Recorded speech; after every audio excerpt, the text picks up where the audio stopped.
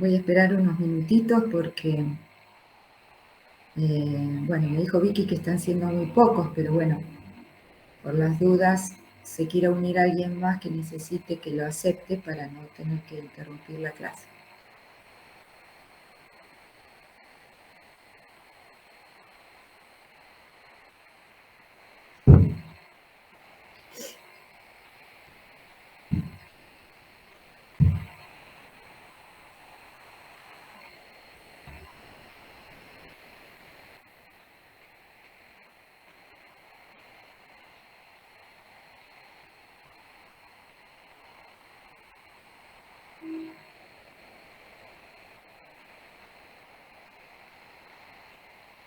Hola Alejandra.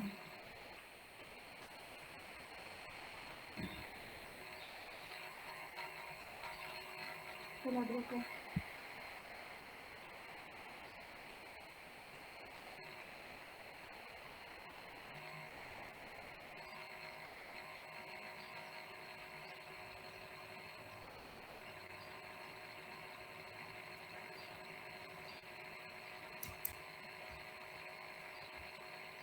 Hola Justina. Hola, profe.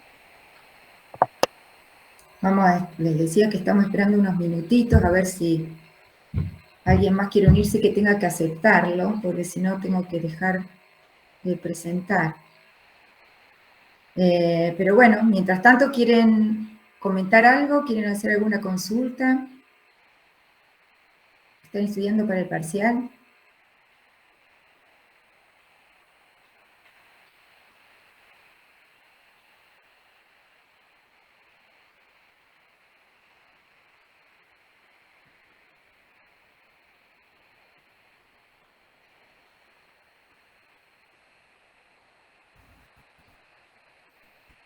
Profe, Sí, estamos viendo si entra hasta la de hoy. Sí. Como máximo va a entrar hasta la de hoy, porque si entran las teorías también entran los prácticos, así que no va a entrar más que tejidos. Pero ahora, en esta semana, les vamos a decir bien cuáles son todos los temas. Sí, Ale. ¿el parcial va a ser múltiple de choice o no? Sí, son del estilo, pueden ser multiple en choice, pueden ser de unir, de arrastrar, digamos, ir completando con palabras, pero bueno, Ah, virtual, claro. ¿sí? En comunidades.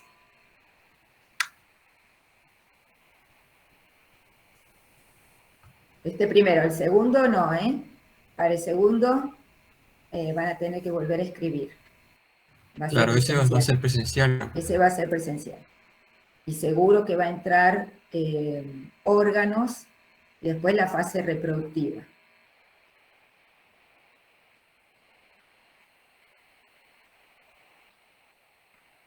Bueno, yo soy medio puntual, así que voy a empezar. Cualquier cosa, si alguien más quiere conectarse y tengo que aceptarlo, dejo de compartir.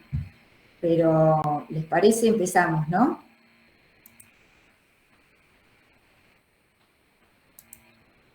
Sí, profe. Bárbaro.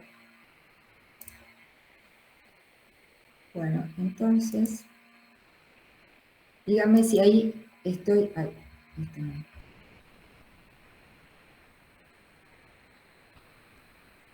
Sí se ve, profe.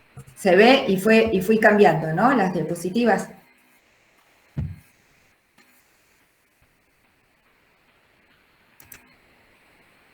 Bárbaro. Bueno, de nuevo, me interrumpen, hacen todas las acotaciones que quieran. Resulta bárbaro para todos, ¿sí? Voy entonces, en la clase de hoy vamos a terminar con los tejidos. Vamos a ver ahora floema y estructuras secretoras, y ya la clase que viene empiezan con órganos. Van a ver cómo todos estos tejidos que estuvieron viendo en estas clases se organizan para constituir los órganos vegetativos de la planta, que son raíz, tallo y hoja. Después que terminen de ver órganos, vamos a ver la fase reproductiva, vamos a ver flor, la formación del gametofito femenino, masculino, fecundación, fruto y semilla. Pero bueno, hoy terminamos con los tejidos, vamos a ver el otro tejido de conducción, que es el floema, y como ya habrán visto en la clase anterior, siempre está acompañado por el xilema. Esto se debe a que tanto floema como xilema son originados por el mismo tejido meristemático. Vieron seguramente en la clase anterior que el xilema puede ser el xilema primario y secundario, y en el floema pasa lo mismo. Vamos a tener un floema primario y un floema secundario originado. El floema primario por el procambium y el floema secundario por el cambium vascular. La función del floema, ¿cuál es?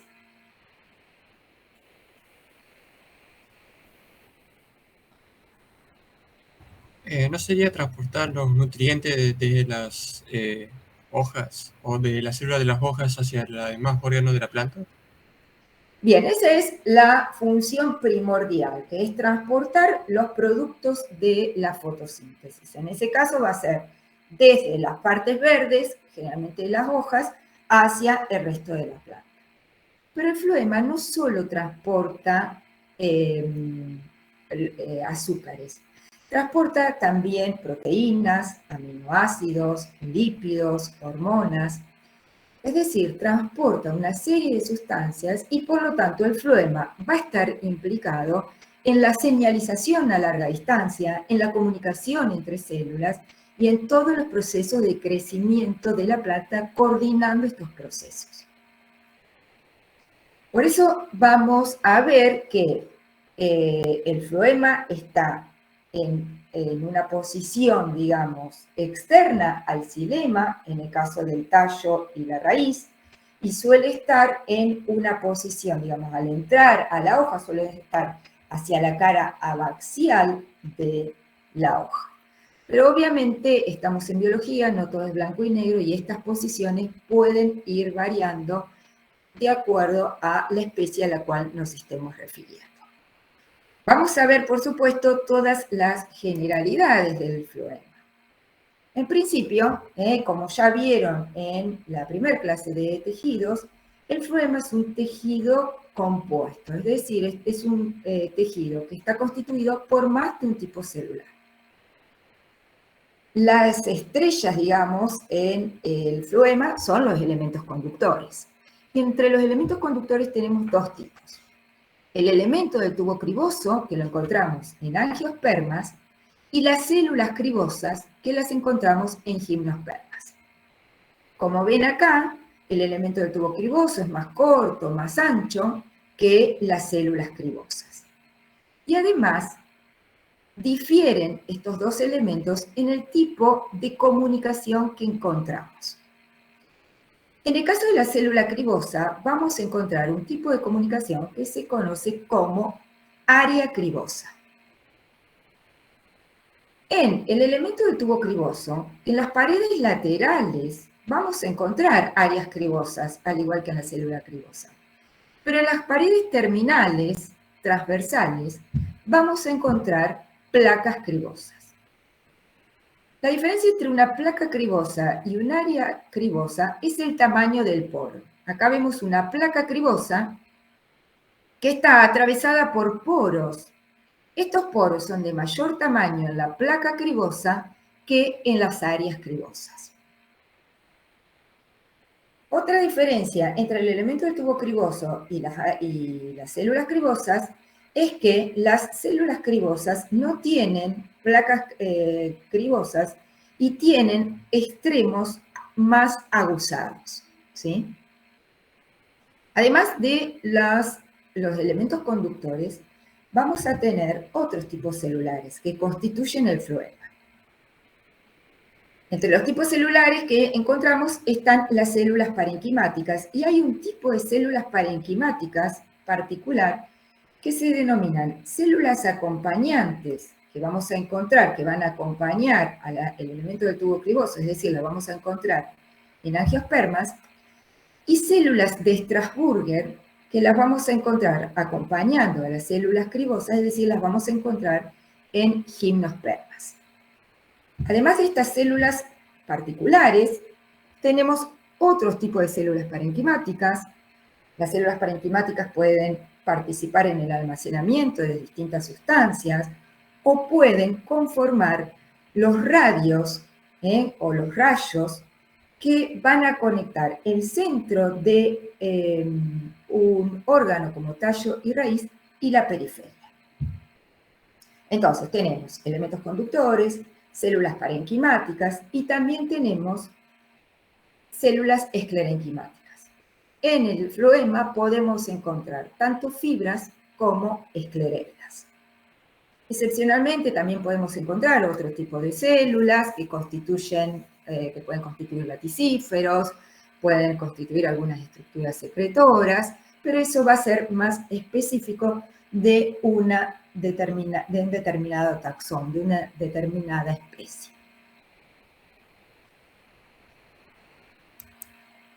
Los elementos del tubo criboso se asocian formando tubos, y estos tubos van a recorrer toda la planta, desde la raíz hacia las hojas. Estos tubos están conectados por estas caras transversales que están formadas por las placas cribosas. Las placas cribosas, como vemos acá, pueden ser simples. Acá tengo, este es un corte longitudinal, donde veo un elemento de tubo criboso, otro elemento de tubo criboso. Si yo hago un corte transversal a esta altura, voy a ver la placa cribosa desde arriba. Y acá tengo 1, 2, 3, 4 placas cribosas, 5, 6 placas cribosas, que corresponden a 6 elementos del tubo distintos.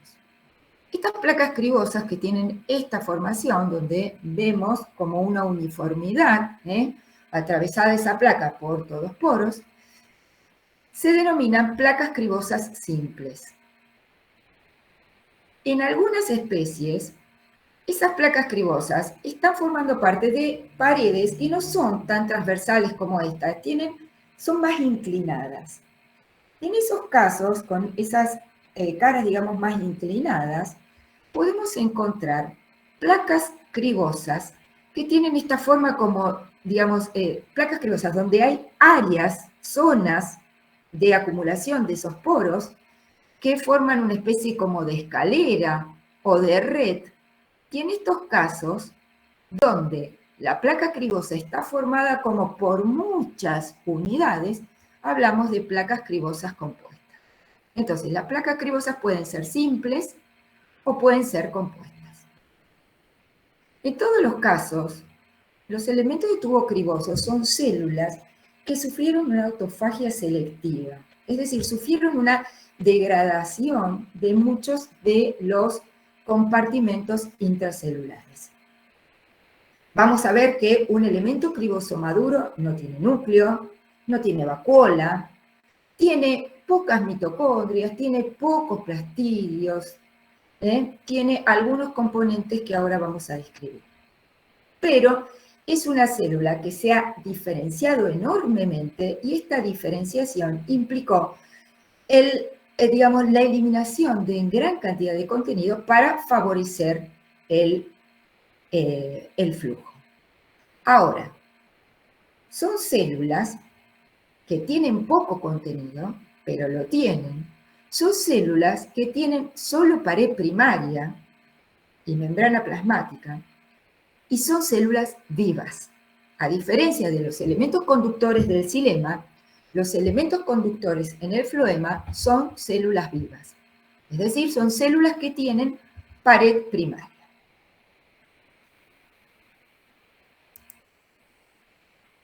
Además de esos pocos componentes, acá tenemos un elemento de tubo criboso, otro elemento de tubo criboso, este es un corte longitudinal. Además de los componentes que mencioné, es decir, una pared celular delgada, plastidios, por supuesto, en la cara transversal, la placa cribosa.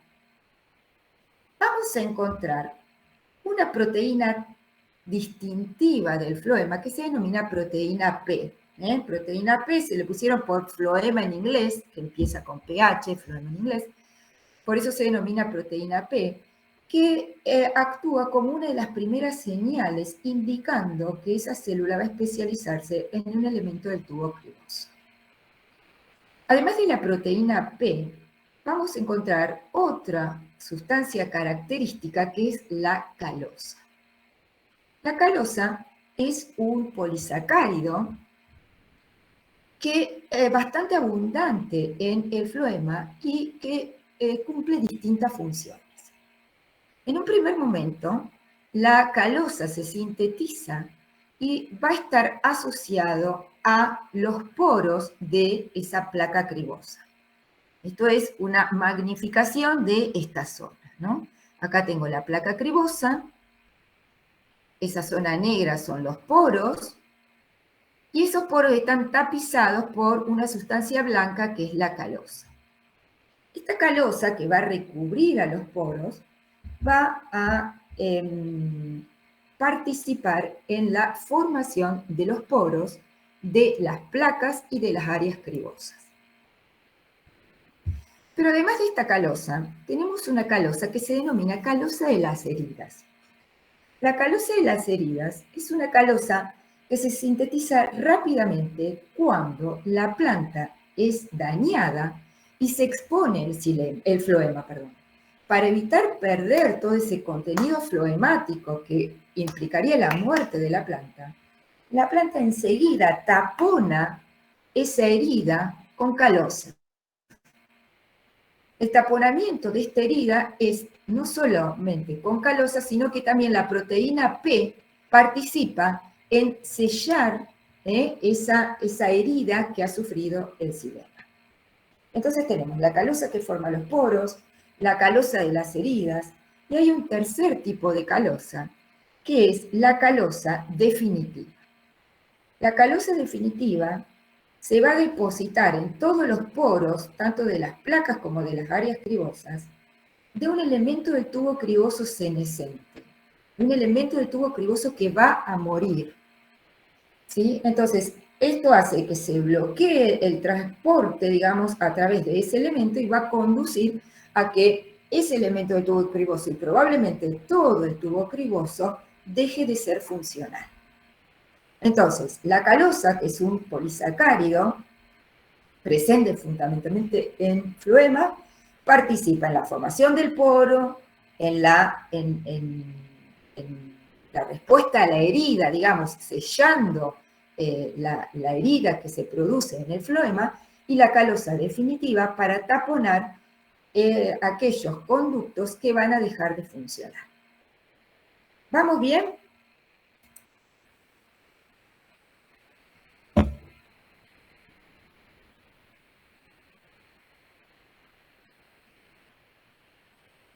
Perfecto. Bien.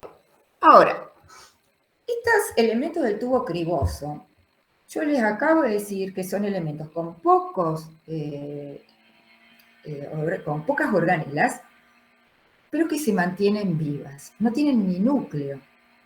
Tienen muy pocos ribosomas. ¿Por qué se mantienen vivas? Se mantienen vivas gracias a la estrecha relación con un tipo celular que constituyen las células acompañantes.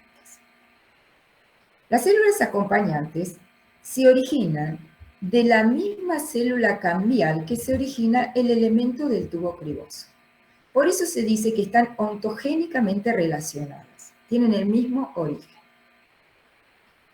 Las células acompañantes, a diferencia del elemento del tubo criboso, tienen un metabolismo sumamente activo, tienen un citoplasma muy denso, son células vivas y que tienen, por lo tanto, solo pared primaria, y que tienen una estrecha relación con el elemento del tubo criboso. ¿Por qué?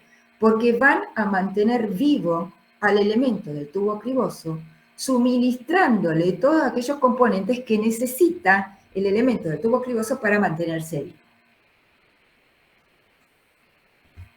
Esto hace que cuando el elemento del tubo criboso muera, también lo va a hacer la célula acompañante. Es decir, están relacionados desde el inicio hasta el final. Y estas células,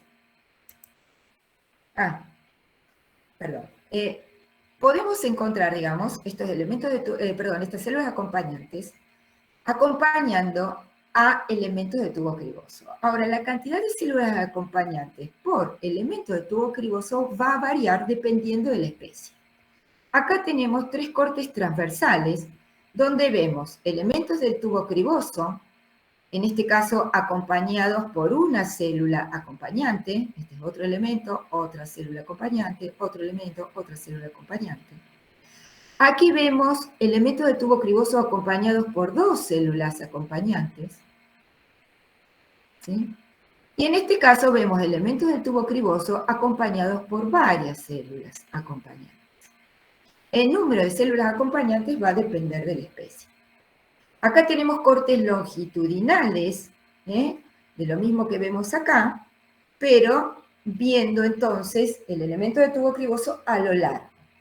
Acá tengo un elemento de tubo criboso acompañado por una única célula.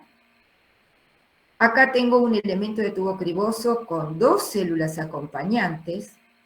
Y acá tengo un elemento de tubo criboso con 3 células acompañantes. Todos los elementos de tubo criboso tienen por lo menos una célula acompañante, pero pueden llegar a tener más de una célula acompañante. El tráfico que existe tan, digamos, abundante entre el elemento de tubo criboso y la célula acompañante, se corresponde también con un tipo de comunicación particular. ¿Se acuerdan que dijimos que el elemento de tubo criboso tenía en las caras laterales áreas cribosas y en las caras transversales placas cribosas? ¿Cuál es la diferencia entre una placa y un área cribosa? El tamaño del poro. En las placas cribosas, el poro es más grande que en las áreas cribosas. La conexión entre un elemento del tubo criboso y la célula acompañante es a través de un área cribosa. Ese área cribosa va a tener poros, acá veo uno, acá tengo otro. Esos poros del área cribosa se van a comunicar con un plasmodesmo de la célula acompañante. Pero este plasmodesmo de la célula acompañante también está modificado y se encuentra ramificado, ¿ven? Este plasmodesmo ramificado va a conectarse con un poro del área cribosa para asegurar, digamos, que el flujo sea bueno entre la célula acompañante y el elemento del tubo criboso, porque si no, no tendría sentido tener acá un gran agujero si después aquí está el cuello de botella. Acá tengo un buen espacio para conectar y asegurar un buen flujo con la célula acompañante, y eso se va a corresponder con un plasmodesmo que se encuentra ramificado para asegurar el suministro. Bien, ¿vamos bien?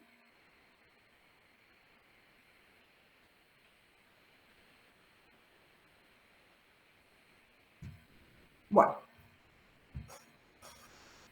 Dijimos que el elemento de tubo criboso se origina junto con la célula acompañante.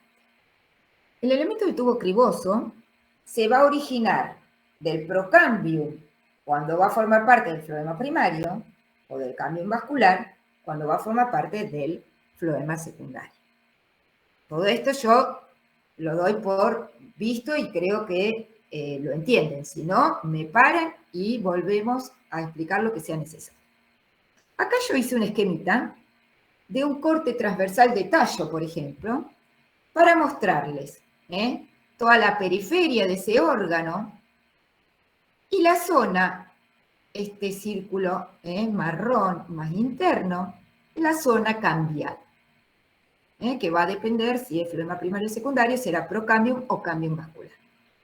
Pero dentro de esa zona cambial voy a tener una célula cambial, que es una célula meristemática.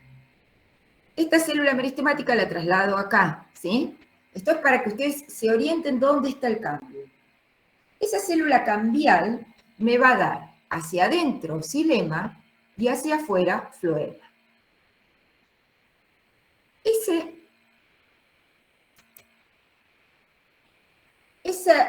Ese origen va a implicar una división mitótica de esa célula meristemática. Esa célula meristemática va a tener una primera división mitótica paralela al eje, a la superficie, perdón, paralela a la superficie. Entonces me va a originar, a ver si... Esa división me va a originar dos células, una que va a permanecer como cambial, es decir, como meristemática, y la otra que me va a originar hacia el centro una derivada que luego va a dar origen a una célula del xilema. Luego, esta misma célula cambial va a sufrir una nueva mitosis en el mismo plano, y esa nueva mitosis me va a dar origen a una célula derivada hacia afuera, que me va a derivar en una célula floemática, y la célula más interna va a permanecer como cambial. Estos van a comenzar a madurar para empezar la diferenciación hacia células del floema y células del xilema. Pero en el caso de las células del floema, van a sufrir una nueva división, pero en un plano perpendicular al plano anterior. Y no solamente que es perpendicular, sino que es asimétrico. Esto me va a originar una célula de mayor tamaño y una célula de menor tamaño. La célula de menor tamaño va a originar a una célula acompañante. La célula de mayor tamaño me va a originar el elemento del tubo criboso. Por eso decimos que la célula acompañante y el elemento del tubo criboso están ontogénicamente relacionados, están relacionados desde su origen, parten de la misma célula meristemática. Luego esto va a continuar, la maduración, esta célula cambial va a volver a dividirse, y hacia adentro me va a dar una nueva célula del xilema, y así sucesivamente va a ir completando esa misma célula cambial hacia adentro el xilema y hacia afuera el floema. ¿Cómo va ocurriendo esta maduración? ¿Qué es lo que va pasando en estos estadios? Lo vamos a ver acá, en este esquema, que es, ahora ya no estoy viendo cortes transversales de la célula, sino que estoy viendo cortes longitudinales. Y entonces voy a ver que en esta célula meristemática va a haber una división asimétrica, como en este punto, que me va a originar una célula de menor tamaño, que va a ser la célula acompañante, y una célula de mayor tamaño, que va a ser el futuro elemento del tubo criboso. Este elemento del tubo criboso es lo que va a sufrir profundas modificaciones. Vamos a ver una rama, después vamos a volver viendo otras las modificaciones. Dentro de las primeras señales en la diferenciación de ese elemento de tubo criboso es la síntesis de la proteína P.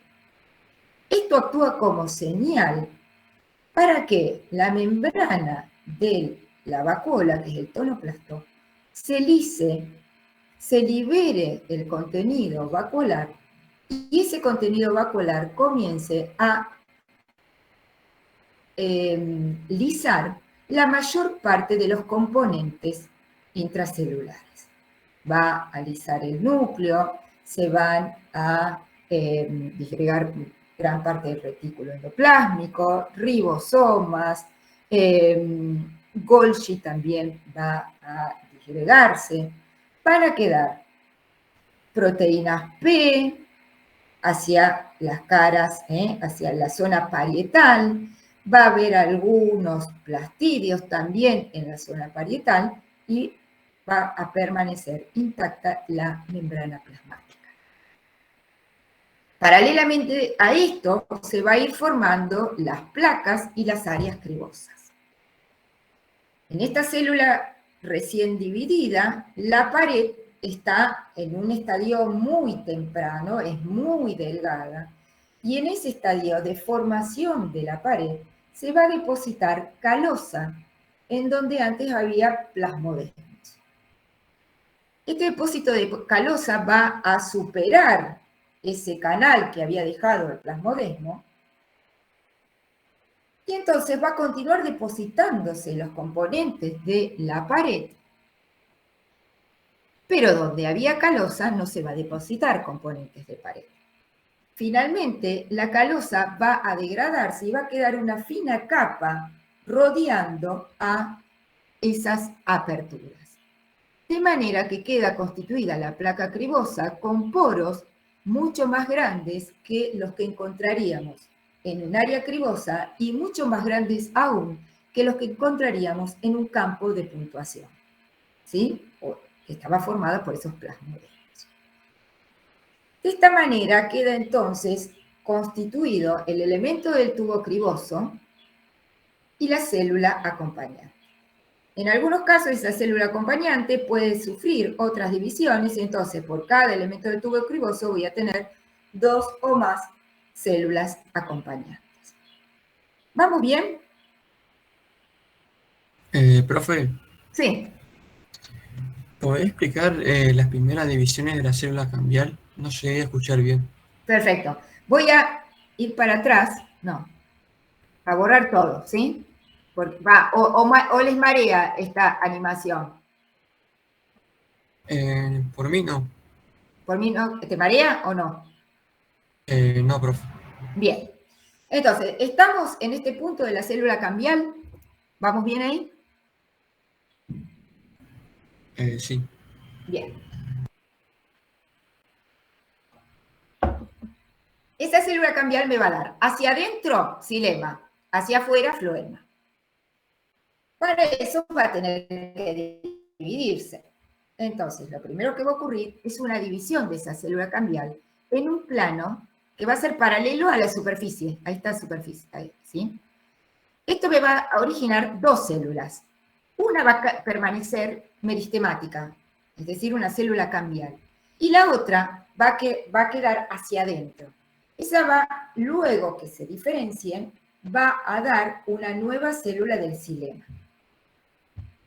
Esta célula cambial va a sufrir una nueva división en el mismo plano y ahora me va a originar 2 células. Una que va a continuar como cambial, como meristemática, y la otra que me va a originar hacia afuera una célula derivada que luego va a formar una célula del floema.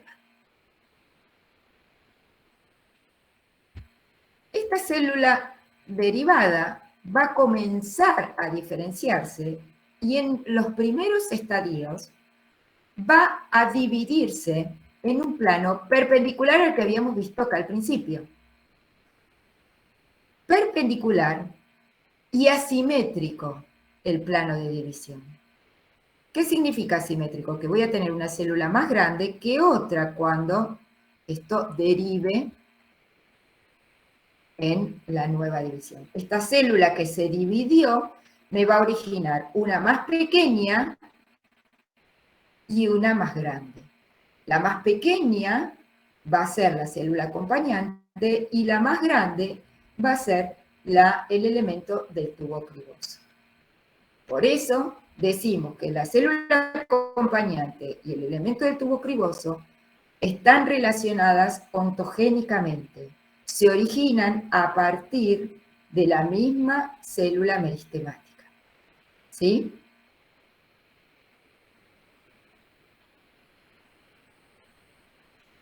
¿Vamos bien hasta ahí o no? Sí, profe. Bien. Esta célula cambial, o sea, va a seguir actuando, va a volver a tener una nueva división, va a originar una nueva célula derivada, que es esta, hacia adentro, y por lo tanto va a ser del xilema. Luego esta célula va a sufrir una nueva división y me va a originar hacia afuera nuevas células derivadas del floema que después van a dar origen a la célula acompañante y al elemento de tubo criboso. ¿Sí? Sí, profe. Bien, ¿y lo otro, lo de abajo, quedó claro? ¿Queda Sí, eso acá? sí. Bien. ¿Hay Gracias. alguna, no, ¿hay alguna duda?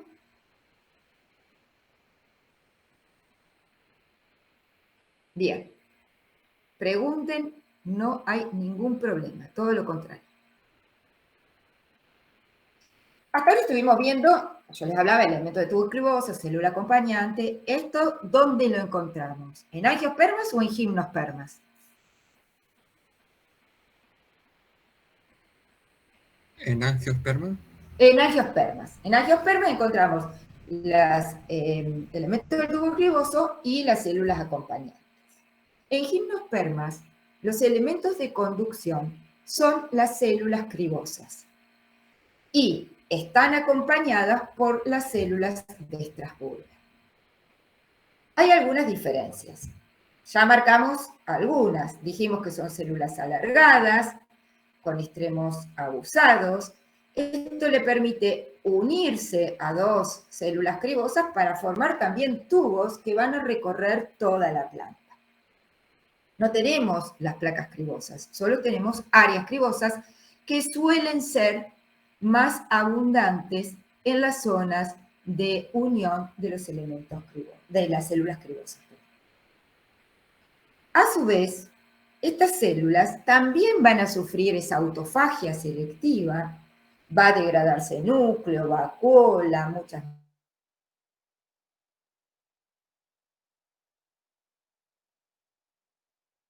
plásmico, algunos plastidios, vamos a mitocondrias, va a dar algo de retículo. No va a estar implicada en la formación del área cribosa y no va a haber proteína P. A su vez, o sea, esta autofagia va a necesitar esa célula para mantenerse viva el aporte de otra célula. En el caso de las gimnospermas, esa célula va a ser la célula de Strasburger. No se llaman de la misma manera porque no están relacionadas ontogénicamente. La célula de Strasburger es una célula parenquimática cercana a la célula cribosa que por algún motivo aumenta la conexión con las células cribosas y se transforman en células de Strasburger. Pero, si no por el resto, no se distingue del resto de las células parenquimáticas. Estas células de Strasburger pueden ser células que acompañen, digamos, en el sentido axial de la célula, o que sean células que componen los radios en un plano perpendicular al eje principal de estas células cribosas. Es decir, podemos encontrar células de Strasburger, como vemos acá, perpendiculares a las células cribosas. En este caso, esas células de Strasburger se diferencian del resto de las células parenquimáticas porque son un poquito más alargadas y porque mantienen con la célula cribosa un tipo de conexión particular, como vemos acá.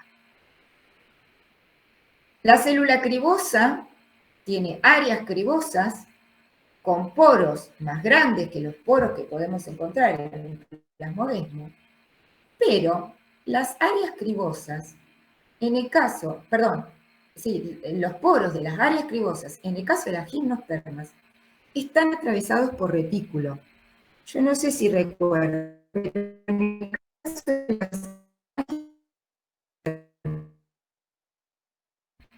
el poro estaba libre. Esto es retículo, bueno, en realidad esto es proteína. Acá hay algo de retículo, y fíjense que ha atravesado el poro. En las gimnospermas, esos poros están atravesados por prolongaciones de retículo endoplasmático y que se comunican con la célula Strasburger también a través de plasmodesmos ramificados para poder asegurar, digamos, el buen flujo de material entre la célula de Strasburger y el elemento, y la célula cribosa. ¿Quedó bien? ¿Quedó claro esto?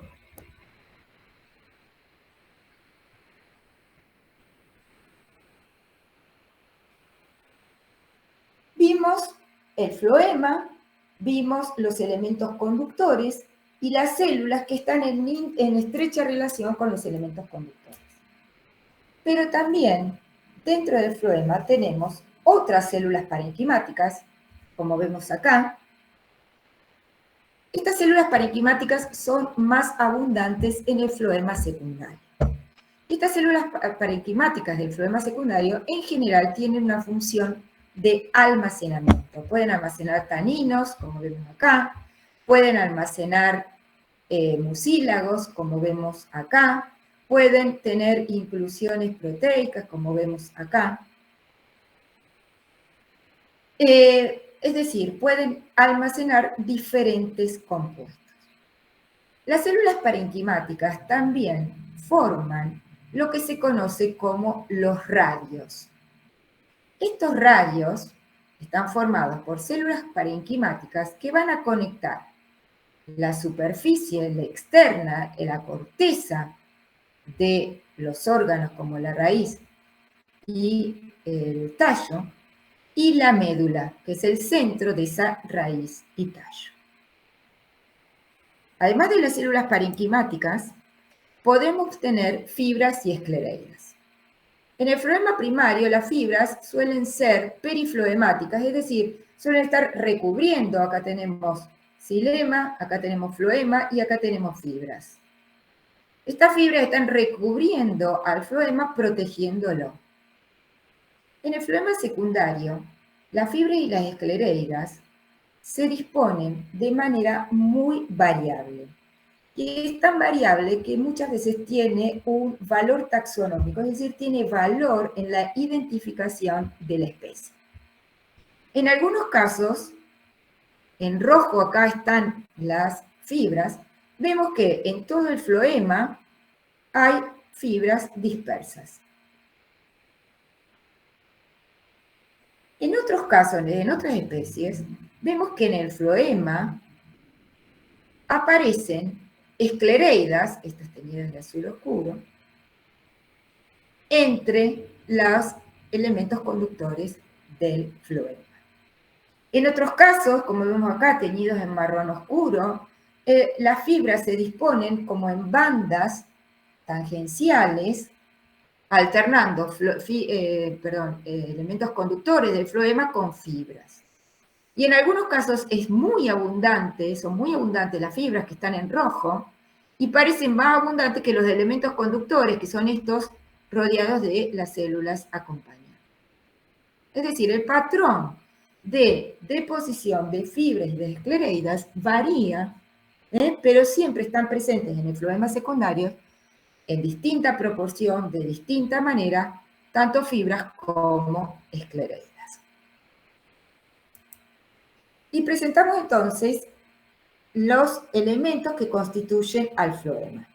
Va a haber elementos conductores, va a haber células parenquimáticas especializadas, como son las células de Strasburger y las células anexas, va a haber otras células parenquimáticas y va a haber células esclerenquimáticas, todo constituyendo el floema. Una particularidad del floema, que también lo han visto considerar, es que el floema puede originarse en el embrión a través del procambium y permanecer ese floema en las partes de la planta que se van alargando. En esos casos, ese floema se denomina floema primario y es originado por el procambium. El floema primario lo vamos a encontrar en las hojas, lo vamos a encontrar en las raíces, en los tallos, en las flores. Y en las raíces y en los tallos, al floema primario lo vamos a encontrar en la parte de la raíz y el tallo que se está alargando. Este floema primario, como les dije, proviene del procambium. El procambium siempre va a estar entre el xilema y el floema. En las hojas y en los tallos va a estar formando los haces vasculares. El procambium va a originar hacia afuera el floema y hacia adentro el xilema. Y en el floema primario, lo mismo que habrán visto para xilema, lo primero que se forma es el protofloema. Luego, el procambium va a originar más floema, esos vasos van a ser más grandes, vamos a tener más células acompañantes y va a formar lo que se conoce como metafloema. En las especies que no tienen crecimiento secundario, es decir, crecimiento a lo ancho, el metafloema es el floema que va a ser funcional en toda la planta. En la raíz, esta disposición del floema, del xilema, en las vasculares lo van a encontrar en hoja y tallos primarios. En la raíz, el floema no forma haces vasculares, sino que se intercala con el xilema. Yo voy a tener el xilema más hacia adentro y hacia afuera el floema, alternando con un nuevo xilema, floema, xilema, floema, xilema, floema, y así. Es decir, en la raíz el floema va a alternar con el xilema, pero el floema siempre va a tener una ubicación más externa que el xilema. En aquellas plantas donde ocurra crecimiento secundario, se va a formar el floema secundario. No en todas las plantas tienen crecimiento secundario, y si una planta tiene crecimiento secundario, esto no se va a ver reflejado en todos sus órganos. El crecimiento secundario lo vamos a ver en la raíz y en el tallo. El crecimiento secundario implica un crecimiento en grosor, a diferencia del crecimiento primario que implica un crecimiento a lo largo. El crecimiento primario está dado fundamentalmente por los meristemas apicales, como vieron cuando vieron meristemas. También están los intercalares, pero bueno, vamos a dejar, los meristemas apicales son los que van a producir ese crecimiento primario. El crecimiento secundario está dado por los meristemas laterales. Esos meristemas laterales son el cambium y el felógeno. El cambium me va a originar hacia adentro xilema y hacia afuera floema. Si yo tengo un tallo que está engrosándose, es decir, que está formando un crecimiento secundario, voy a tener cambium y voy a tener floema secundario. Xilema secundario, obviamente. El floema secundario difiere del floema primario, lo mismo que el xilema secundario difiere del xilema primario, es que tenemos, constituyendo el floema secundario, un sistema axial que va a conducir, a conducir en este sentido, y un sistema radial que va a conducir en un sentido perpendicular. Entonces, en el floema secundario existe un sistema axial y un sistema radial. El sistema axial, voy a volver a mostrárselos, conduce en este sentido, desde la raíz hasta las hojas, o viceversa, perdón, porque el floema no tiene el sentido unidireccional que el xilema para conducir. El floema conduce en todos los sentidos, pero a lo que voy es que va desde una punta hacia el otro extremo, siempre hablando verticalmente, longitudinalmente. Ese sistema axial está constituido por todas las células que estuvimos describiendo recién. Elementos conductores, células parenquimáticas, células acompañantes, fibras, esclereidas, etc. Y van a conducir en un sistema vertical. En un sentido vertical. El sistema radial va a conducir en un sentido transversal y está constituido por células parenquimáticas de los radios. Yo les mostré esta misma diapositiva, donde les dije que en el floema, todo esto es floema, va a estar formado por parte que conduce y por parte, que son células parenquimáticas, que van a constituir los radios, que van a conectar la superficie, la corteza, con la médula. Van a conectar la corteza con la médula. Esta es parte del xilema y floema secundario que constituye los radios que están formados por células parenquimáticas y que estas células parenquimáticas van a transportar todo lo que transporta xilema y floema, pero en un sentido perpendicular.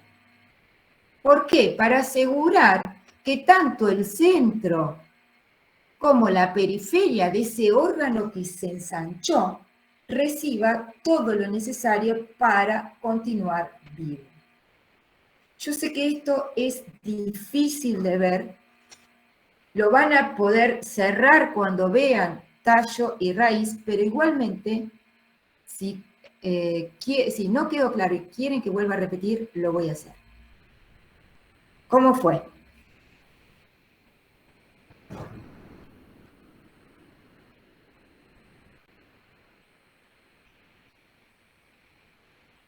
¿Se entendió?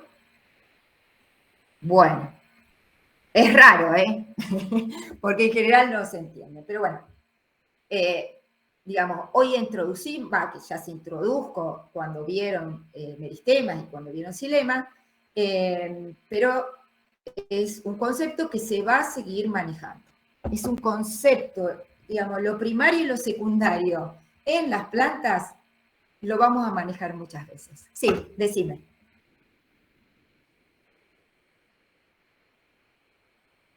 Sí. El floema tiene dos direcciones de conducción. Exacto, el floema secundario. Solamente. El floema siempre va a conducir, o sea, el elemento de, cuando yo te digo el elemento de conducción, ¿cuál es? Y son el elemento del tubo criboso, que me van a formar los tubos cribosos. Y ese va a formar parte de ese sistema axial, de esa conducción vertical. ¿Sí? De abajo hacia arriba, de arriba hacia abajo. Pero cuando la planta se engrosa, ese sistema axial no alcanza a llegar a los extremos, tanto de afuera como de adentro. Por eso, en esas partes, el floema se potencia, se nutre también, o se ayuda, digamos, esa conducción se ayuda por este sistema axial. Que va a conducir ¿cómo? Transversalmente. ¿Quién va a conducir? Todas esas células parenquimáticas que constituyen los radios y que van a conducir por simplasto, por todas esas comunicaciones que hay entre las células parenquimáticas, que son los campos de puntuaciones, todo eso va a conducir, va a pasar de una célula a la otra, a la otra, a la otra, para llegar acá al centro o para llegar aquí en la periferia. ¿Quedó? Bien. Bueno. ¿Cómo es el transporte en el floema? Y esto también suele ser, a veces cuesta entender. Obviamente, el transporte floemático, vamos a ver, el transporte, o sea, cuando hablamos de transporte floemático estamos hablando de ese sistema axial, o es lo que ocurre en el floema primario. ¿Sí? Ustedes imagínense que la planta está toda irrigada y está toda conectada de arriba hacia abajo, de abajo hacia arriba. Vamos a ver un poquitito y muy someramente, y no tienen que saber más de lo que yo voy a decir hoy acá, pero es para un poco entender la anatomía del floema. El floema va a conducir desde una zona de carga, que se llama fuente, hacia una zona de descarga que se llama sumidero. ¿Cuál es la fuente y cuál es el sumidero? Depende. Si lo que va a transportar el floema son los productos de la fotosíntesis hasta el órgano de reserva, va a conducir desde la hoja hasta, por ejemplo, una raíz que almacena los productos de la fotosíntesis en forma de almidón, por decirles algo. Ahora, si el floema va a conducir los productos que estaban almacenados porque hay una zona de la planta en metabolismo activo, por ejemplo, es la primavera y tengo una yema que quiere brotar, ya sea para dar una flor o para dar una rama, entonces el transporte va a ser desde esa zona de almacenamiento, que puede llegar a ser la raíz, hasta esa zona que está creciendo, que puede llegar a ser el ápice de una rama. ¿Qué quiero decirles con esto? Que el sentido de transporte del floema va a depender. Puede ir de abajo hacia arriba, puede ir de arriba hacia abajo, ¿sí? Va a depender. Vamos a ver lo más común, porque cuando yo pregunté cuál es la función del floema, me dijeron transportar los productos de la fotosíntesis, que está perfecto. Entonces, esa función más común que tenemos del floema, la vamos a tomar como ejemplo para ver transporte del floema. Y entonces, ¿dónde va a estar la fuente? ¿Dónde va a estar la carga? En la hoja. Pero es un ejemplo.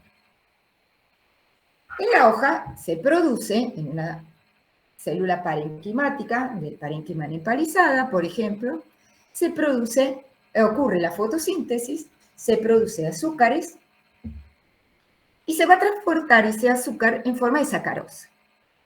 En esta célula la tengo bien abundante la concentración de sacarosa, y entonces va a ir hacia una zona por difusión, hacia una zona de menor concentración de sacarosa, como por ejemplo el elemento del tubo criboso. Acá se está cargando el elemento del tubo criboso. Esta carga va a ser en principio por difusión, a favor de un gradiente, sin gasto de energía, a través de todas las conexiones que hay del simplasto de las células, ya sea campos de puntuación o plasmodesmos. Acá tengo los plasmodesmos ramificados y de este lado tengo las áreas cribosas y entran al elemento del tubo criboso. Ahora, esto sería muy ineficiente si solamente cargaría pasivamente a favor de un gradiente. La carga entonces se completa con un movimiento activo, con una carga activa. ¿Qué implica? Por ejemplo, la sacarosa salga de la fuente, salga de la célula, pase a la pared, a los espacios intercelulares en gran cantidad y luego entre a la célula acompañante a través de transportadores específicos que requieren energía. Si bien esto es un costo porque requiere energía, el beneficio es mucho mayor porque yo aumento la carga del floema. Entonces, va a entrar al elemento del tubo criboso esa sacarosa pasivamente, sin gasto de energía, a través de todas esas conexiones citoplasmáticas, pero va a entrar también por apoplasto, es decir, por fuera de la célula, requiriendo de transportadores específicos que necesitan energía. Y con esto cargo el floema. Aquí entonces existe una alta concentración de solutos.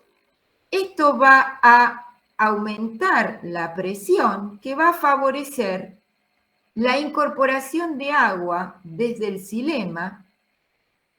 Esa incorporación de agua va a arrastrar pasivamente en un proceso que se conoce como translocación, acá dice movilización, ¿hasta cuándo? Hasta la zona de descarga, el sumidero. A lo largo de acá también va a ir perdiendo componentes del floema, pero la descarga va a ser fundamentalmente en la zona donde va a acumularse o en la zona que requiere de esos componentes. La descarga va a ser igual que la carga, primero pasivamente, a favor de un gradiente, a través de todas esas conexiones citoplasmáticas, pero luego va a tener que ir en contra de un gradiente. Y entonces va a pasar al apoplasto, va a salir del elemento de tubo criboso, va a pasar a la célula acompañante, va a ir por apoplasto, es decir, por paredes, por espacios intercelulares, y va a entrar a esa célula, en este caso de almacenamiento de la raíz, a través de transportadores específicos que van a implicar gasto de energía. Entonces, tanto la carga como la descarga es primero pasivamente, sin gasto de energía, y luego a través de transportadores específicos con gasto de energía. Acá va a disminuir la concentración de partículas osmóticamente activas y por lo tanto va a salir agua, favoreciendo este reciclado del agua. Y es por esto que el floema, para poder funcionar, necesita estar al lado del xilema. Y es por esto que las células que transportan en el floema tienen que estar vivas, porque necesito una membrana intacta, ¿sí?, que me actúe, digamos, formando ese gradiente, favoreciendo esa difusión y permitiendo esa carga y descarga activa. Por eso los elementos de tubo criboso están especializados en el transporte y por eso casi no tienen contenido citoplasmático, pero son vivas, porque necesitan estar vivas para poder transportar. ¿Quedó claro? Aquí hay un videíto que lo voy a... Esperen que... Como que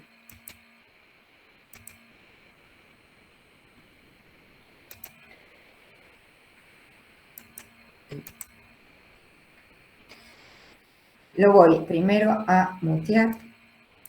Se los voy a acelerar. Piensen en lo que les dije, ¿no?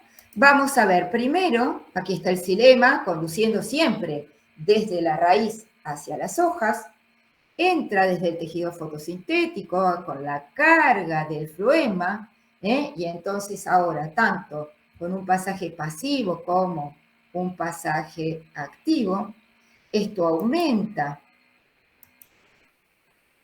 en el floema la presión, lo que implica la entrada de moléculas de agua. Estas moléculas de agua van a arrastrar a los componentes que cargó en el floema. ¿Hasta cuándo? Hasta la zona de descarga, ¿sí? Y entonces acá también va a ser primero un proceso pasivo y luego un proceso activo, restituyéndose las moléculas de agua a lo largo de todo el tubo, volviendo al xilema.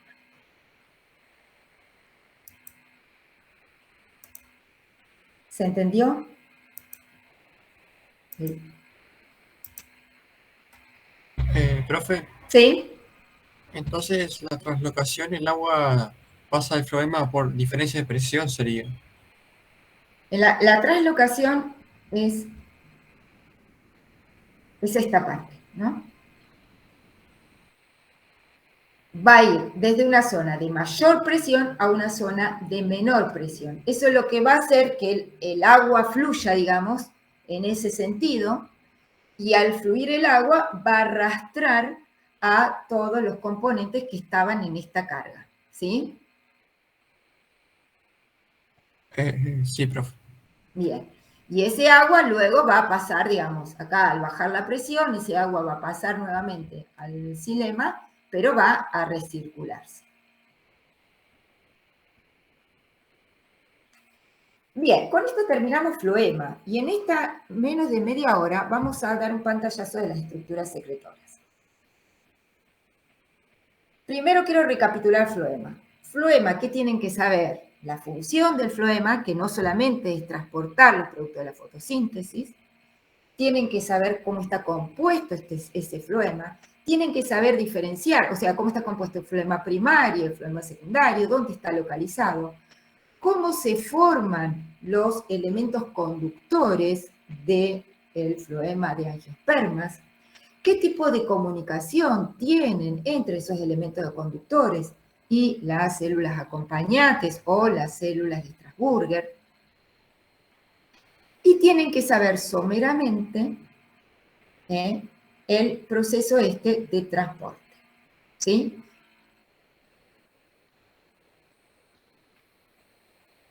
¿Quedó alguna duda?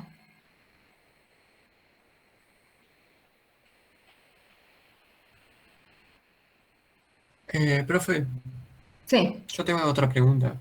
sí.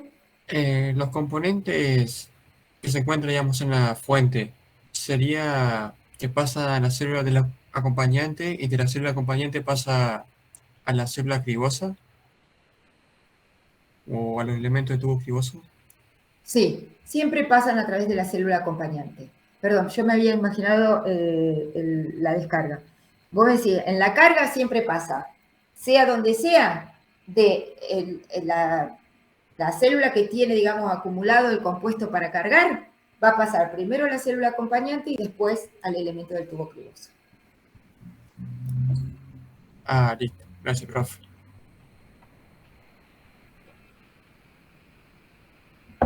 Bien, si estamos bien, seguimos con estructuras secretoras. Vamos a dar un pantallazo rápido.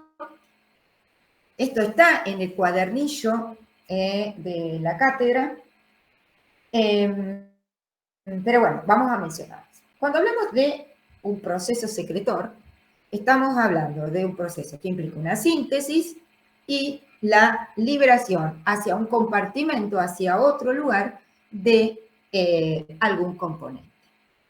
Entonces, si lo pensamos de esa manera, cualquier célula que constituye la planta, salvo una célula que esté muerta, tiene funciones secretoras. La formación de la pared es una secreción, ¿no? ¿Se acuerdan que la pared se establecía por fuera de la membrana plasmática? Entonces, hay un proceso secretor en la formación de la pared. Pero además de esos procesos secretores que todas las células de la planta llevan adelante, existen también estructuras cuya especialización es la de sintetizar, es decir, producir, o acumular, o eliminar algún tipo de compuesto. Estas estructuras son las que se conocen como estructuras secretoras y pueden estar constituidas por una célula, por pocas células o por muchas células. Estas estructuras pueden almacenar el contenido o pueden liberarlo porque se almacenan en vesículas, que las vesículas se fusionan con la membrana plasmática y se liberan, o porque estos componentes directamente difunden a través de la membrana plasmática, o porque esa célula que sintetiza se rompe y entonces queda expuesto el componente. La forma de secretar va a depender del tipo de estructura. Pero todos estos mecanismos son posibles. Estas estructuras secretoras cumplen requerimientos metabólicos de la planta, como producir algo, eliminar algo que es tóxico, o acumular sustancias en determinados componentes, o porque son tóxicos, o porque su exceso puede desencadenar otro tipo de respuestas. Pero también muchas de estas estructuras participan en la interacción de la planta con el medio ambiente. Y cada vez más se pone el foco en esa interacción que las plantas tienen con el medio ambiente. Uno piensa en un animal y en un animal enseguida frente a algún tipo de agresión huye. Las plantas no pueden huir, pero reaccionan de manera de defenderse o reaccionan de manera de atraer a lo que les es útil, como por ejemplo a un polinizador, a un dispersante de semilla, repeler lo que es nocivo, como por ejemplo algún patógeno, algún herbívoro. En esta comunicación de la planta con el ambiente, y ya sea con el ambiente aéreo como con el ambiente, digamos, subterráneo, existen distintas estructuras secretoras. Vamos a ver que dentro de estas estructuras secretoras tenemos estructuras secretoras que almacenan o liberan el contenido dentro de la planta, y esas son las estructuras secretoras internas, y las estructuras secretoras que almacenan y liberan el contenido afuera de la planta, y entonces son las estructuras secretoras externas. Las estructuras secretoras externas están asociadas generalmente de una u otra manera a la epidermis, para poder salir al exterior. Mientras que las internas las podemos encontrar en cualquier parte de la planta. Dentro de las estructuras internas tenemos a las células secretoras, a las cavidades y conductos secretores y a los laticíferos. Y dentro de las externas tenemos a los tricomas, a los hidátodos, a los nectarios y a las glándulas de sal. Vamos a ver rápidamente cada una. Dentro de las estructuras secretoras internas tenemos, por ejemplo, las células secretoras. En general, la célula secretora almacena, en general. Y acá tenemos una célula secretora que sintetiza y almacena cristales. Estas células secretoras también se conocen como idioblastos secretores, son sinónimos. Y estas células secretoras o los idioblastos pueden clasificarse de acuerdo a la sustancia que sintetizan. Si sintetizan y almacenan cristales, van a ser células secretoras de cristales o idioblastos cristalíferos. Pueden sintetizar, por ejemplo, mucílagos, como vemos en las cactáceas. Los mucílagos son sustancias cargadas negativamente que atraen moléculas de agua. Entonces, en plantas que viven en ambientes xerófitos, cuando disponen de agua, las acumulan, las almacenan para tener una fuente de reserva de ese agua que suele escasear. Podemos también tener células secretoras, idioblastos, que secreten taninos. Podemos tener células secretoras de carbonato de calcio, estas células que almacenan el carbonato de calcio en forma de cistolito. Todas las células se denominan litocistol, que lo habrán visto en el trabajo, en el práctico de citología. Además de células secretoras, podemos encontrar estructuras constituidas por más de unas células. Y estas estructuras pueden ser esféricas o pueden ser alargadas. Cuando son esféricas, hablamos de cavidades, y estas cavidades están formadas por una pared que forma lo que se llama el epitelio y un espacio. Generalmente ese epitelio sintetiza el compuesto y lo secreta al espacio. Cuando esa estructura es esférica, hablamos de cavidades. Cuando es alargada, hablamos de canales secretores. Tanto las cavidades como los canales pueden ser lisígenos o esquizógenos. Y esto se refiere a la forma en que se forma esa cavidad. Esa cavidad se puede formar porque se rompen las células del epitelio. Primero sintetizan todo, se rompen y entonces queda todo ese resto de materiales. Con eso estamos hablando de cavidades lisígenas. En otros casos, no se rompen las células, sino que se disuelven las láminas medias, las células se separan o se rompe una sola célula y esto genera un espacio, pero todo el epitelio de esa cavidad queda intacto.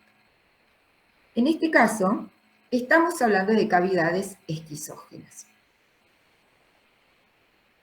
Acá tenemos el ejemplo de una cavidad lisígena, como encontramos en el algodón, o de una cavidad esquizógena, como encontramos en el tilo. Además de cavidades, podemos tener conductos o canales, son alargados, tienen la misma constitución, digamos, que las cavidades, pero la forma es distinta.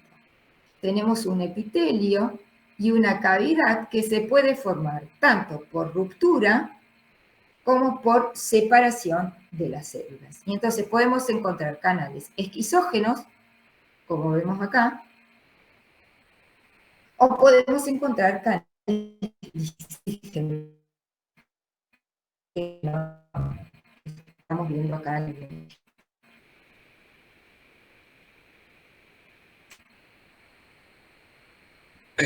Profe, ¿los canales lisígenos se forman por ruptura de las células?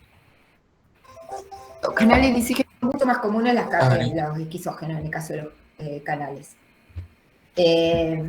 Pero puede existir. Entonces queda un espacio que contiene todo eso que sintetizó y secretó, no la secretó, al romperse la liberó, digamos. La última estructura, ¿sí? ¿Quedó claro o no? Sí, gracias, profe. La última estructura de secreción interna son los laticíferos. Los laticíferos son grandes, largos tuberías que sintetizan y secretan hacia el lumen una sustancia que suele ser pegajosa que se llama látex. El látex no sale al exterior, como vemos acá, salvo que uno haga alguna incisión, uno hiera la planta, como es este caso. Este es el ejemplo de la amapola, el látex del opio, que tiene todos esos componentes esos analgésicos tan potentes como la morfina, la efedrina y todos los derivados de esto.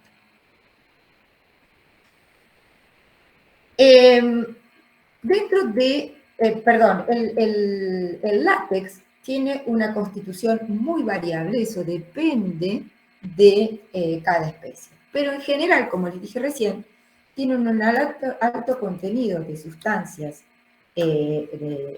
cargadas, de sustancias más pegajosas, que hacen que, que sea un líquido más viscoso.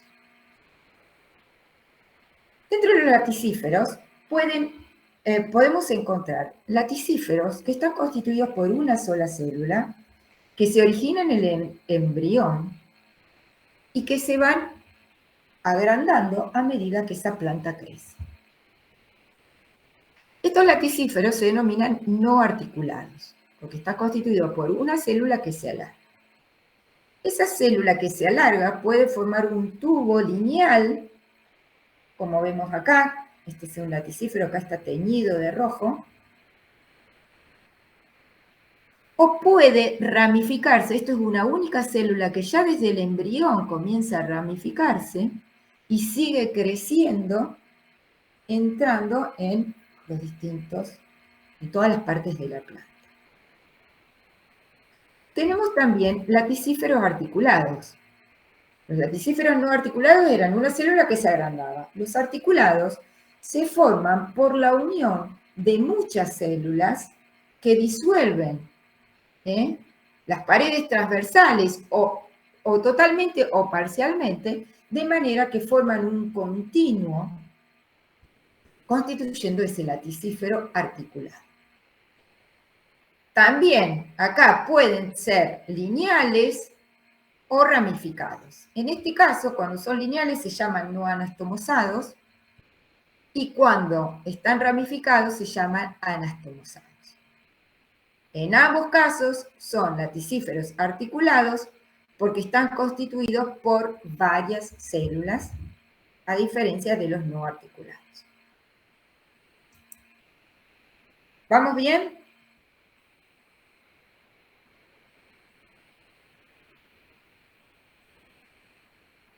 Ya terminamos. Vamos a ver entonces rápidamente las estructuras de secreción externa. En este caso, en general, están asociados de una u otra manera con la epidermis porque porque las sustancias o se mantienen ahí cerca de la epidermis o se liberan al exterior de la planta. Las primeras, las más características que ya vieron cuando vieron epidermis, tenemos a los tricomas o pelos glandulares. Estos tricomas están formados por un pie y una cabeza. Este pie puede ser más o menos largo, o incluso puede prácticamente no estar presente. Pero tenemos siempre una cabeza constituida por una o más células que liberan su contenido a una cavidad. Esa cavidad está protegida por la cutícula y se rompe fácilmente. Este tipo de tricomas son los que encontramos en la menta, en la lavanda, acá tenemos el malbón. Esos tipos de tricomas, que en general tienen aceites volátiles, al romperlos, que se rompen fácilmente, enseguida percibimos su aroma. Hay otros tricomas, como por ejemplo los presentes en cannabis sativa, que además de sintetizar aceites volátiles, sintetizan también cannabinoides. Y son estos tricomas glandulares las maquinarias de síntesis de los compuestos activos en el caso de cannabis. También acá tenemos células secretoras. ¿Cuál es la diferencia con las células secretoras que vimos antes? Que las células que vimos antes mantenían el compuesto que sintetizaban dentro de la planta. En este caso, las células secretoras liberan su contenido. Y es el ejemplo de la chía, la salvia hispánica. No sé si ustedes compraron lo que se llaman semillas de chía, que en realidad son frutos, pero si han comprado esos frutos de chía y si los ponen en agua, van a ver que estos se hidratan. Y es lo que es lo necesario, lo mismo que con el lino. Deben hidratarse para que liberen ese mucílago, que es lo que va a ejercer el efecto. Ese mucílago es producido por células de las paredes del fruto y al hidratarse se rompen y se liberan al medio. Nos quedan 3 ejemplos, que son, uno de los cuales son las glándulas salinas. Cada vez más estamos sufriendo la desertificación, el aumento, digamos, el avance del mar y el aumento de la concentración de sales en territorios donde antes no eran tan salinos. Hay muy pocas plantas que pueden sobrevivir a estos ambientes halófitos. Y estas plantas tienen unas estructuras que les permiten secuestrar y en algunos casos eliminar la sal.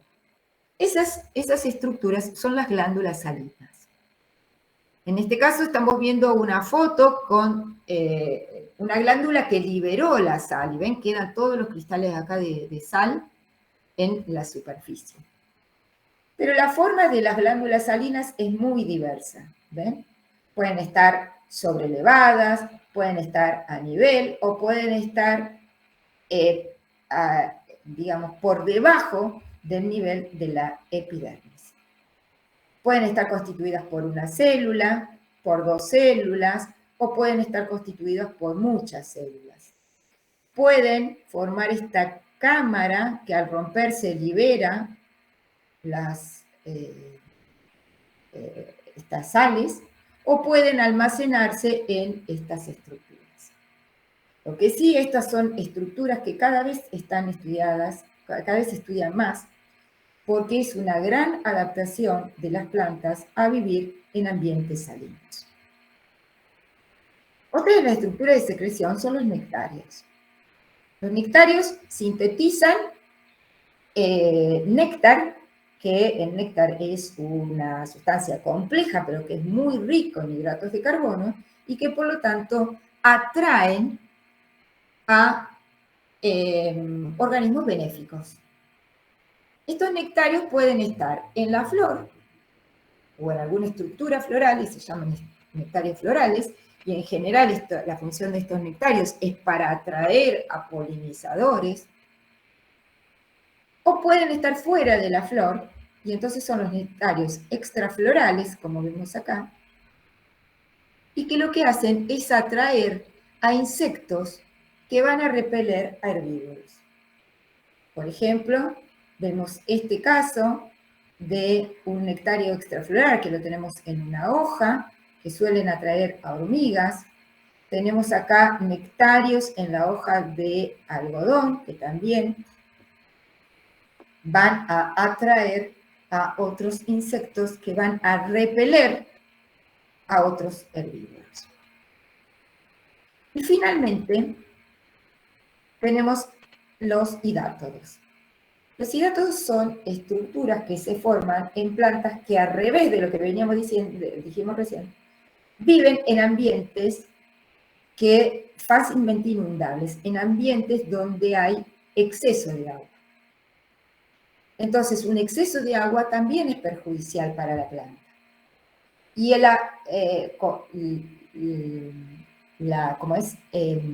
ese exceso de agua no alcanza a ser eliminado por los estomas funcionales que se abran y se cierran.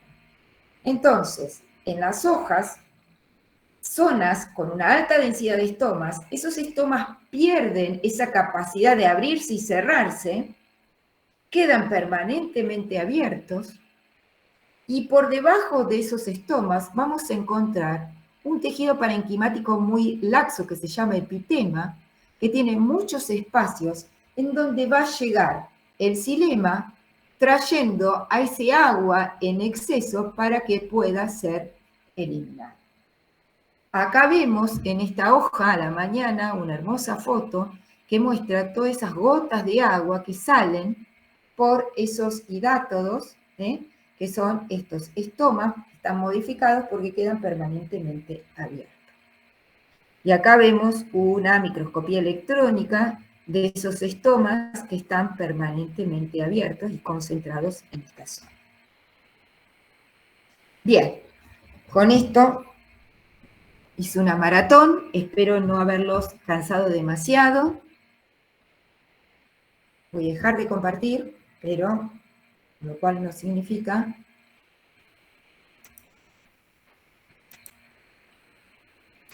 que no me puedan preguntar.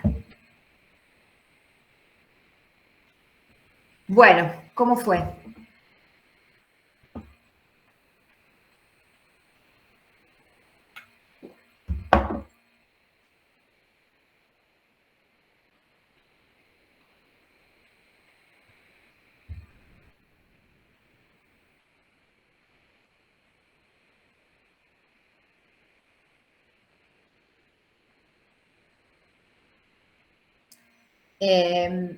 ¿Querés que comparta de nuevo?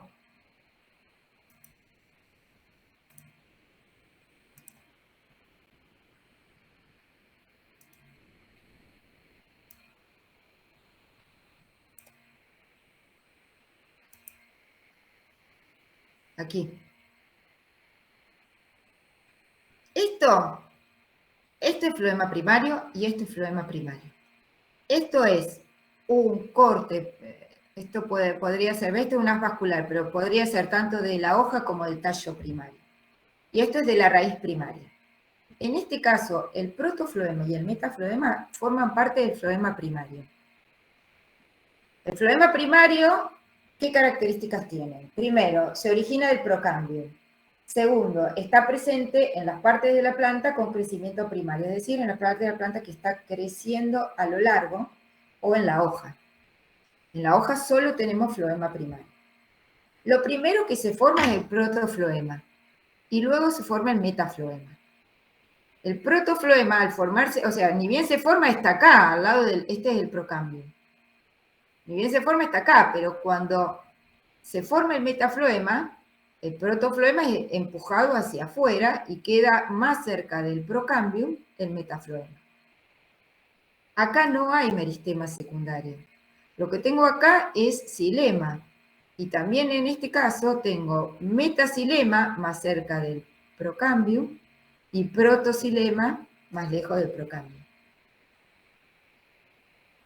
¿Vos querés decirme, de acá, de esta foto, me decías?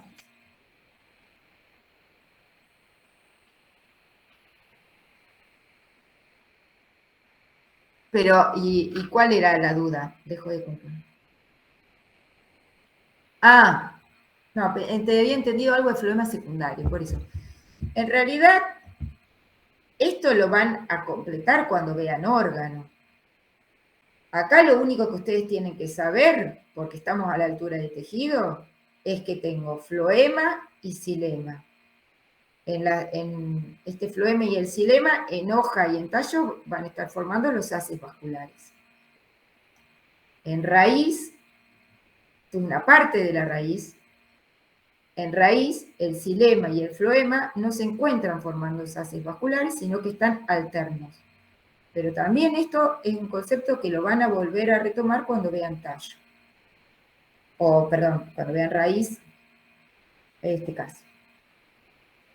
¿Qué es lo que les quiero decir?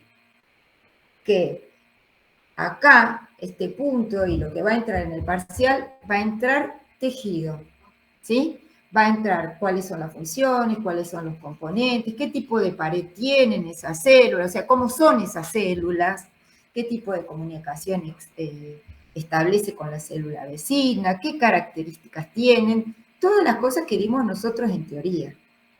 No es que vamos a preguntar cosas extras. Pero no les vamos a pedir que extrapolen a tallo. Vamos a manejarnos con los tejidos.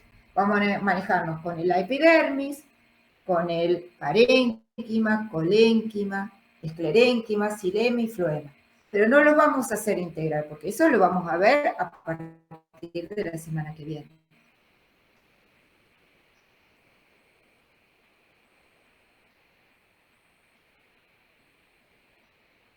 ¿Quedó, Aldana?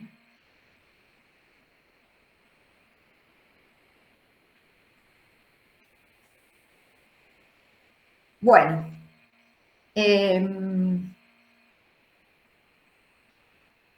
Yo no tengo nada más que decirles. Si ustedes quieren preguntar algo, por supuesto que los escucho.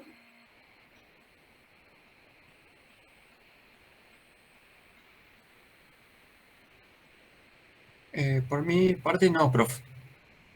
Bueno, bárbaro. Bueno, muy bien, muchas gracias. Nos vemos, profe.